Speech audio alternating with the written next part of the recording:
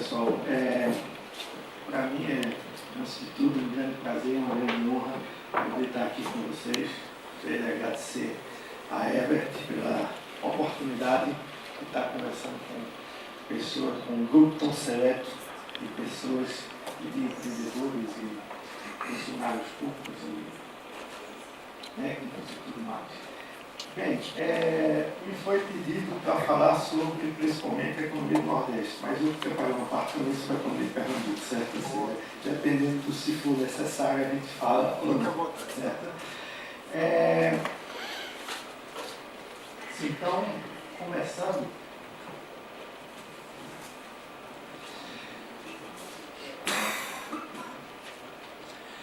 bem, o que me pediram para falar foi sobre os próximos 15 anos, certo?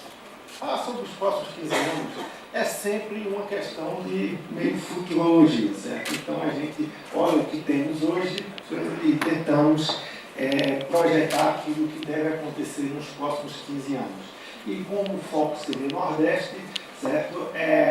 Nosso amigo aí da bola de cristal, para não dar chutes completamente fora de propósito, ele tem 3 preocupações principais. Primeiro, o que é que deve ocorrer no Brasil nos próximos 15 anos? A economia do Nordeste, ela vai na marcha do Brasil, certo? Ou seja, o Brasil é um país razoavelmente integrado, as políticas macroeconômicas são grandes determinantes do crescimento econômico de todo o país, e a região Nordeste tende a acompanhar o Brasil. Então você não vai entender o que vai acontecer no Nordeste ou em Pernambuco se você não entender o que vai acontecer no Brasil. Mas claro, que a segunda questão óbvia, está dando para ler aí atrás, pessoal, a letra está pequena, está dando para ler. A segunda questão óbvia é o que pode fazer a economia do Nordeste se comportar diferente do Brasil, certo? Claro que a gente se comporta de forma muito semelhante. Eu vou dar um dado aqui para vocês, toda vez que eu dou, as pessoas ficam às vezes meio chocadas, certo? É que em 1939, o PIB per capita do Nordeste representava 49% do PIB per capita do Brasil. Em 2014, o PIB per capita do Nordeste representa 49% da média nacional. Ou seja, não quer dizer que foi estagnado o tempo todo. Ela subiu, desceu, oscilou dentro de um certo intervalo, mas dentro de um certo intervalo mesmo. Ela nunca esteve abaixo de 43%, certo? Mas também nunca esteve acima de 53%, 54%. Ou seja, então essa é a faixa que a gente se comporta. Às vezes a gente cresce mais, às vezes a gente cresce menos. Então, isso já seria um indicador que a gente varia, como é a segunda questão, certo? E como os determinantes relativos à região deverão se envolver. Então, eu vou dividir a apresentação em 3 partes. Primeiro, o que é que vai acontecer, deve acontecer no Brasil nos próximos 15 anos, que não é uma tarefa fácil, por isso que eu trouxe aí o nosso amigo com a bola de cristal, que é mais ou menos o que eu vou estar tentando fazer aqui, certo? Mas, como diz os ingleses, é uma educated guess. É isso assim. Eu vou ver o que é que a gente tem hoje para saber o que é que a gente tem de perspectiva futura, certo? Então, vamos começar com o Brasil. Pode passar adiante, essa é só o título. Veja, aí ficou incompleto. Eu estou preocupado porque eu tenho vários gráficos desses, do jeito que está ali, está cortando em 2010, ou seja, a gente não vai ver nada nos últimos anos. Mas nesse gráfico vai até 2013, certo? Esses dados são do Conference Board, certo? Do Total Economic Database, compara alguns países. Veja, nós temos aqui uma situação, e também não está dando para ver os títulos, mas o Brasil é essa linha verdinha aqui, certo? Aqui você tem PIB per capita dos Estados Unidos, PIB per capita da Austrália, PIB per capita do Brasil. Você vê que em 1950 nós tínhamos PIB per capita maior do que Coreia, China e Índia, certo? Estados Unidos e Austrália continuam crescendo. O Brasil já tem a partir da década de 80 tem uma certa estagnação. Você tem aquele negocinho aqui? Não, né? Tem não. A partir da década de 80, a gente tem uma certa estagnação, mesmo em relação aos Estados Unidos e Austrália, certo? A China, a Coreia nem se fala, é o país realmente que decola, certo? Porque esse vermelhinho aqui decolando, e a China decolando, certo? Pelo estado do mundo, que é um país muito grande, a China já passou o Brasil em PIB per capita. Vamos em frente? Bem, aí a mesma coisa, a gente cortou em 2010, esse gráfico aí também vai até 2013, mas basicamente aquelas tendências que eu falei, certo? Você vê que o Brasil, isso aqui é comparado aos Estados Unidos, a partir da década de 80 a gente tem uma queda só começando, que não está dando para ver aí, só começando a se recuperar de novo agora nos últimos anos, certo? A gente realmente cresceu mais do que o Brasil em alguns momentos. Tá, obrigado.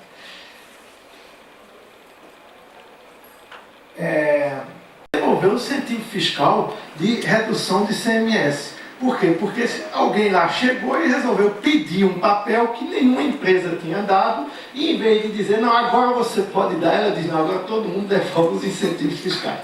Coisas do gênero. Ou seja, o nosso governo, de fato, ele é contrário ao nosso, mas é assim na Bahia, é assim em São Paulo, é assim em todos os estados. Certo? De fato, quando vai para o dia a dia, o operacional, eles sempre vão atrapalhar. Certo? Então, isso é um dos fatores que reduz muito a acumulação de capital físico, os investimentos e, claro, baixa produtividade, porque os empresários, em vez de se preocupar com a agenda positiva, eles ficam se preocupando com a agenda negativa, que é se defender do governo. Certo? Então, isso são problemas que a gente tem, é uma versão que eu não é nem a que eu defendo mais, viu, pessoal? Eu ataquei aqui, defendi, coloquei problema da posição, mas nem aquilo que eu acho que é mais importante. A falta de demanda agregada foi que gerou essa nova matriz econômica, que a nossa presidente conseguiu afundar o país nos últimos 4 anos, utilizando essa hipótese aqui, promoveu muita demanda, mas o que ela conseguiu de fato foi elevar a inflação e perder o controle sobre ela, certo? Então, eu não vou nem discutir, mas é uma versão que existe, certo? E que outra ideia é que a estrutura produtiva brasileira gera baixa produtividade. Particularmente, isso é um problema recente, muito grande no Brasil, certo? Para vocês terem ideia, eu vou dar aqui só o elemento macro mais distorcido que nós temos no Brasil. Hoje, se você tem uma empresa que trabalha na área urbana, seja em serviço, seja em comércio, seja em indústria, você vai contribuir em média em relação ao valor agregado, certo? Você vai contribuir em torno de pouco mais de 9% do valor agregado para a Previdência Social, certo? Se você, isso representa 14% do valor agregado pelos seus funcionários, contribuição à Previdência Social. Tem gente aqui que está estranha, eu pago muito mais do que isso, né? Acho que é isso que vocês estão pensando. Claro, mas tem gente que não paga. Existe empresa informal, existe empresa menor, empresa que tem incentivo e tal, empresa que é microempresa, só paga já embutido dentro daquela taxa de microempresa. Ou seja, eu estou falando isso aqui, valor agregado médio, certo? Então, daí em torno de 14% em cima da massa salarial, em torno de 9% em relação ao valor agregado total do setor. Na área rural, que inclui a parte de mineração e a parte agropecuária, elas pagam menos de 3%. Certo? Pessoal, se os preços internacionais de produtos agropecuários e minerais, produtos primários e produtos urbanos, certo? Eles estiverem mais ou menos equilibrados e o Brasil tiver a mesma tecnologia do mundo, certo?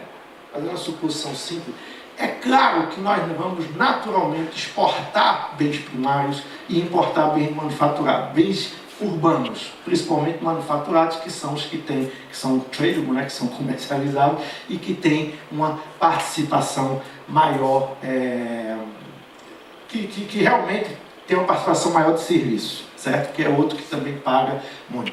Então, enfim, o Brasil tem uma estrutura de preço distorcida que leva à nossa especialização, como foi apresentado aqui anteriormente, em bens primários, certo? Então, nós saímos, quando não tínhamos essa aposentadoria rural, próximo da Constituição, 1988, certo? 1990, por aí, nós saímos de uma exportação de manufaturados e semi-manufaturados, que representavam 56% do PIB das exportações totais brasileiras. Hoje estamos aí menos de 30%, certo? E a agropecuária tomou conta por causa da distorção de preço que gera essa estrutura produtiva que gera baixa produtividade, porque obviamente a consequência é que a gente aloca recursos em setores de mais baixa produtividade, certo?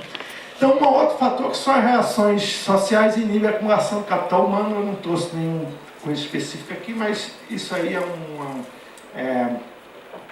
até recentemente, se você for pegar todos os indicadores de capital humano, por PIB, em vários países do mundo, os países que têm cidades disponíveis, você vê sempre que o Brasil é um dos que tem pior. Nós tivemos um esforço de formação das pessoas muito baixo. Daí aquela estatística que foi colocada aqui, que o Brasil está lá entre os países de pior disponibilidade de gente qualificada no mundo, certo? Relativamente ao nosso PIB, isso é verdade, nós sempre exploramos muito o tamanho do nosso mercado e os nossos recursos naturais. E isso, claro, no momento em que a tecnologia começa a se desenvolver mais rapidamente, como hoje, bota o país para trás, isso aí explicaria um pouco aquela estagnação recente do Brasil. Efetivamente, o Brasil hoje está tentando tirar o atraso na educação. Não estamos sentindo ainda. Demora a fazer isso, demora a ter resultado. A gente tem uma experiência concreta aqui em Pernambuco que mostra que o resultado demora. Eu acho que era uma das angústias do governador Eduardo Campos antes de morrer, é que ele tinha dado como prioridade total os investimentos em educação e não viu o resultado até os últimos dados disponíveis que mostraram que Pernambuco deu um salto muito grande em desempenho nos testes, nos indicadores nacionais de educação, certo? Apesar de ele ter passado 8 anos tentando melhorar a situação do Estado, certo? Essas mudanças, pessoal, então, que a gente está vendo, afetarão o PIB nos próximos anos, certo? Por isso que eu estimo aqui, que eu já tinha falado, que a gente talvez possa chegar aí em torno de 3,5% do PIB no Brasil, que já seria uma melhora, mas mudança basicamente da educação. De resto, a gente não deve ter grandes mudanças, certo? Temos aqui um problema, isso aqui continua, aqui já está completo, certo? Existe a chance de a gente voltar àquilo que tínhamos na década de 80 e começar a ter o setor externo como um entrave, porque é um país que tem em torno de 4% do seu PIB em déficit em conta corrente, certo?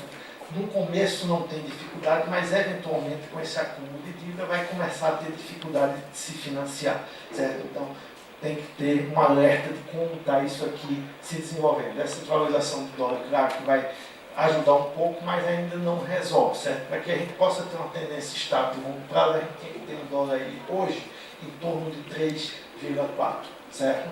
Como ele já caiu de 3, é isso, então nós temos ainda um dólar defasado, deveremos continuar tendo déficit em conta corrente.